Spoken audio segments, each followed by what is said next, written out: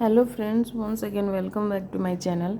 आजकल जो वेदर चल रहा है, जो अचानक से बारिश हो जाना, फिर धूप, और जहाँ पे कंटिन्यूसली बारिश हो रही है, जैसे 12-13 घंटे या 2-3 दिन से कंटिन्यूसली बारिश हो रही है, वहाँ पे हम कुछ ऐसे प्लांट्स हैं जिनको बारिश में अगर हम रखते हैं तो वो ख़राब होने के चांसेस उसके बढ़ जाते हैं।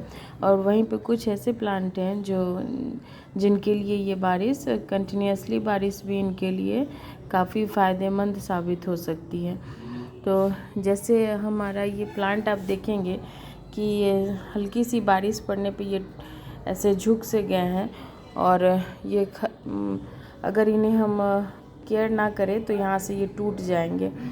तो कुछ ऐसे प्लांट्स के नाम हम अभी शेयर कर रहे हैं जिन्हें आप तेज़ बारिश में ना रखें, और फिर लास्ट में कुछ ऐसे प्लांट्स बताएंगे जिन्हें आप बारिश में आप रख सकते हैं। जैसे ये एग्लोनिमा का प्लांट, इन्हें अगर आप तेज़ बारिश में रखेंगे तो ये बहुत जल्द ख़राब हो जाते हैं। इनके स्टेम आप देखिए कितने पतले हैं, और सिर्फ फोलिएज ही है इसमें। तो अगर इन्हें आप तेज़ बारिश में रखेंगे तो ये बहुत जल्द ख़राब हो जाएंगे, और इवन ये टूट के भी गिर जाते हैं कभी कभी।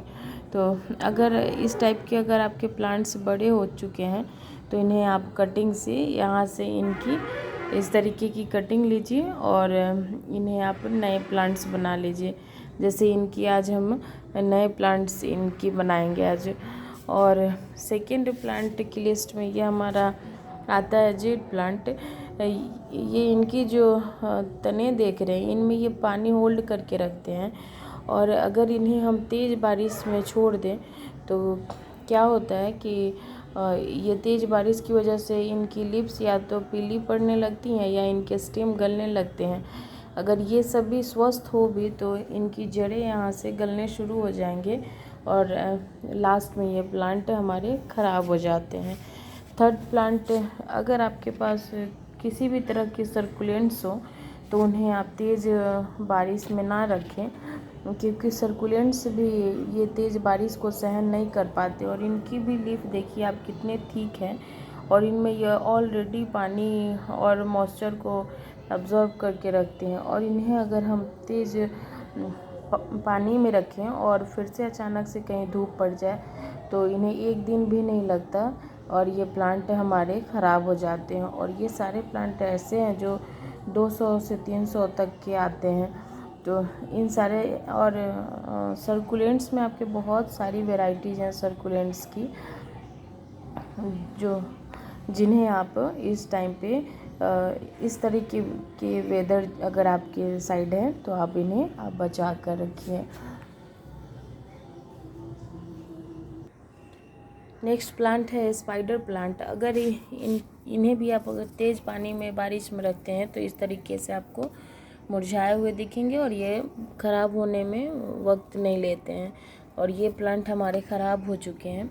इन्हें आप देखिए इनकी मिट्टी सौगी सौगी है, और जबकि इनकी ड्रेनेज सिस्टम काफ़ी अच्छी है, लेकिन लगातार 2 दिन इन पे बारिश पड़ने से ये प्लांट अब ख़राब हो चुके हैं।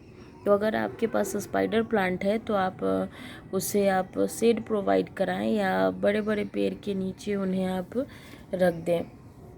नेक्स्ट प्लांट ये हमारा है, इसे भी आप अगर लालसा का, ये एक छोटा सा वैरायटी है, इसे भी लालसा का भी अगर प्लांट आपके पास है तो उन्हें भी आप शेड में रखें और तेज़ बारिश में बिल्कुल भी नहीं रखें।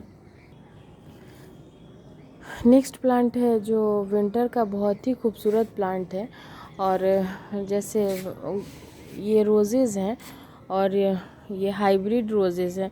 अगर इन्हें आप तेज़ बारिश में रखते हैं तो इनकी स्टेम आप देखिए इस तरीके से काले पड़ जाएंगे और ये ख़राब हो जाएंगे। ये भी हमारे ये फंगस अटैक से ये बच नहीं पाते हैं, या इनकी यहाँ पे आप देखेंगे इनकी स्टेम पे इस तरीके के धब्बे पड़ जाते हैं। तो इन्हें आप इस तरीके से खरोच के हटा दें किसी भी टूल्स की हेल्प से, और उसके बाद से इस पे फंजीसाइड का स्प्रे करें, या तो आप ट्राइकोडर्मा का भी इस्तेमाल कर सकते हैं, हल्दी, और ये साफ का जो फंजीसाइड आता है उसका भी इस्तेमाल आप कर सकते हैं।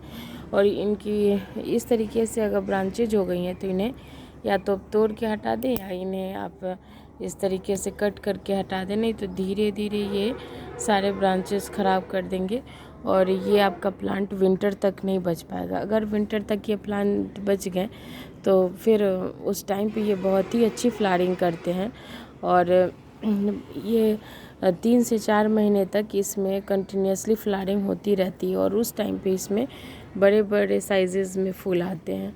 तो अगर इस तरीके की आपके पास हाइब्रिड वैरायटी की रोज़ेज़ हैं तो उन्हें भी बचाने की कोशिश करें। और इसमें आपको प्रिकॉशन ये लेना है कि अगर आपके पास थोड़ी बहुत भी सीड है तो इन्हें सीड प्रोवाइड कराएं ताकि बारिश की पानी लगातार इन पे ना पड़े। आप देख रहे हैं यहाँ पे इनके बारिश की पानी से इनकी स्टेम, यहाँ आप देखेंगे कि स्टेम पे इनकी इस तरीके से धब्बे बन गए हैं। तो ये फंगस के अटैक हो रहे हैं और ये डिजीज़ है एक तरह के, और इन्हें हमें हटा के और इस पे स्प्रे कर देंगे तो ये प्लांट हमारे फिर से सही हो जाएंगे। वहीं पे ये हमारे देसी रोजेज़ हैं, इन पे कोई इफेक्ट नहीं पड़ते हैं और ये कंटिन्यूसली अपनी ग्रोथ बनाए रखते हैं। तो देसी रोजेज़ अगर हैं आपके पास तो डरने वाली बात नहीं है। इनकी लीव्स देखिए कितने हेल्दी हैं और अगर हाइब्रिड रोज़ हैं तो उन्हें आपको बचाने की ज़रूरत है।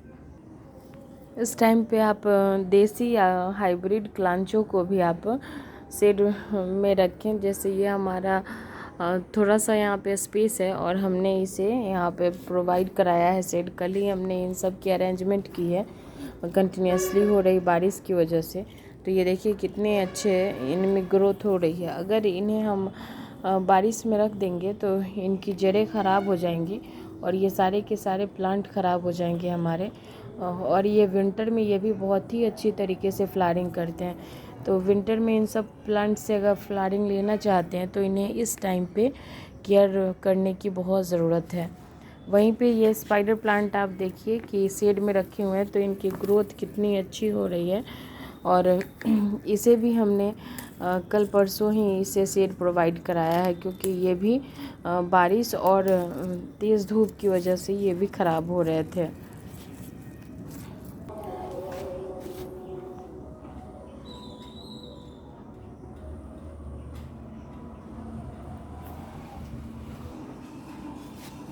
नेक्स्ट प्लांट है ये हमारा हाइब्रिड विनका है और इसे भी अगर आप तेज़ बारिश में रखते हैं तो ये बहुत जल्द ख़राब हो जाते हैं और ये तेज़ बारिश और तेज़ धूप को सहन नहीं कर पाते हैं। इसीलिए इन्हें भी आप अगर इस तरह की मौसम है आपके साइड में तो इन्हें भी आप बचा के रखें और बहुत ज़्यादा इनमें वाटरिंग ना करें क्योंकि इस समय मौसम में ही मॉइस्चर है और इसमें ज़्यादा अगर पानी हम देते हैं तो ये हमारे प्लांट ख़राब हो जाएंगे। आप देखेंगे कि इसकी मिट्टी कितनी सूखी हुई है और ये हमारे प्लांट भी हेल्दी चल रहे हैं।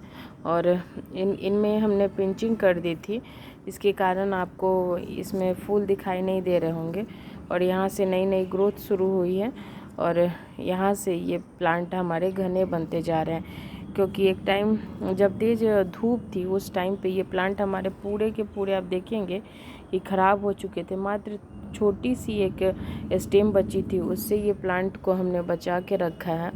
तो प्लांट्स लगाने के साथ साथ हमें बहुत सारी चीज़ों पे केयर करनी पड़ती है और यही वो टाइम है जो आप इस टाइम पे इन सभी चीज़ों का केयर करें और अपने प्लांट्स को सेफ। अगर इस टाइम पे आप 15 दिन 1 महीने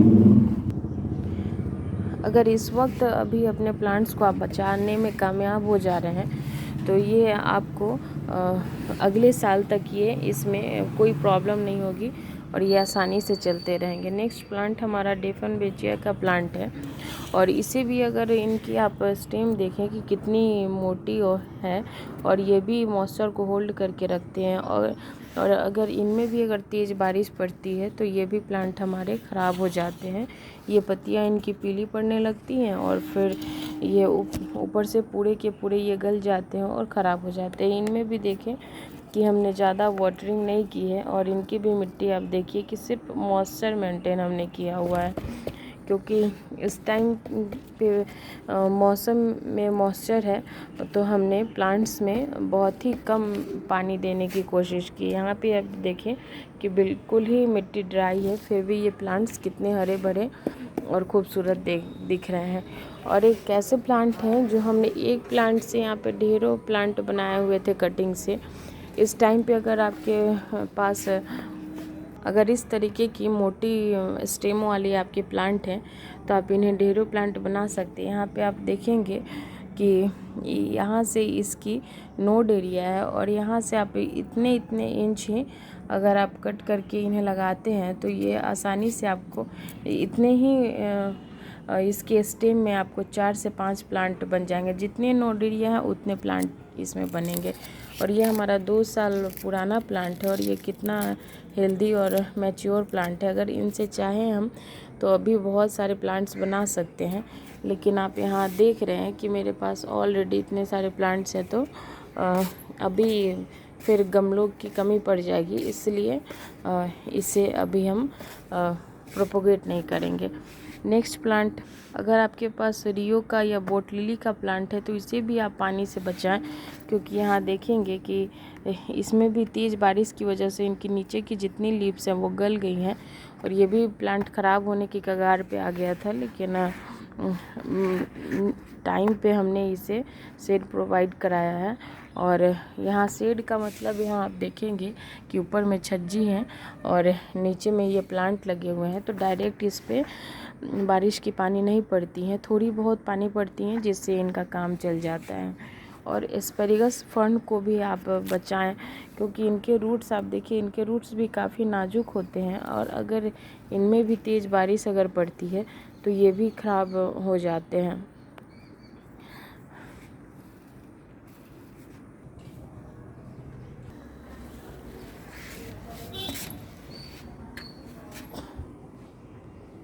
अगर आपके पास लेमन साइप्रस का भी प्लांट है और वो छोटा है तो उन्हें भी आप सीड प्रोवाइड कराएं, क्योंकि इनकी स्टेम, इनकी जड़ें काफ़ी नाजुक होती है और रूट रॉट से ये प्लांट बहुत जल्द ख़राब हो जाते हैं और आपको पता भी नहीं चलेगा, 1 से 2 दिन में ही ये प्लांट ख़राब हो जाते हैं। इसके अलावा इस टाइप के फोलिएज वाले अगर आपके प्लांट हैं तो इन्हें भी आप सीड प्रोवाइड कराएं, क्योंकि इस टाइम पे अगर आप इन्हें बचा लेते हैं तो ये सालों भर आपके गार्डन में बने रहेंगे और ये खुद ब खुद मल्टीप्लाई होते रहते हैं और बहुत सारे प्लांट खुद ब खुद बनाते रहते हैं। यहाँ पे देखेंगे कि ये हमारा एरोकरिया का प्लांट है और देखिए आप कितने हेल्दी प्लांट है ये। और इस टाइम पे इन्हें आप तेज़ बारिश में भी रखते हैं तो इनकी ग्रोथ काफ़ी अच्छी होती है। तो इस टाइम पे आप एरोकरिया के प्लांट को आप तेज़ बारिश में रख सकते हैं। फिर आप रबर के प्लांट को भी आप रख सकते हैं। जैसे जैसे बारिश होती है इनकी ग्रोथ अच्छी होती जाती है। यहाँ देखें कि बारिश की पानी पड़ने से ये कितने अच्छे से यहाँ पे इनकी ग्रोथ बन रही है और ये बहुत ही अच्छे ग्रो करते हैं। लेकिन वहीं पे फिर तेज़ धूप पड़ जा रही है, उसके कारण इनके लिप्स जो हैं देखिए यहाँ जल चुके हैं। तो इन्हें भी शेड प्रोवाइड करने की ज़रूरत है, लेकिन ये चल जाएंगे। अभी अगर स्पेस की कमी होती है तो इन्हें जैसे भी रखेंगे ये चल जाएंगे। वहीं पे हमारा ये देसी गुड़हल है, ये काफ़ी अच्छे से इस टाइम पे ग्रोथ करते हैं। लेकिन वहीं हाइब्रिड गुड़हल जो हैं उन्हें अगर आप तेज़ बारिश में रखते हैं तो बहुत जल्द ख़राब हो जाते हैं।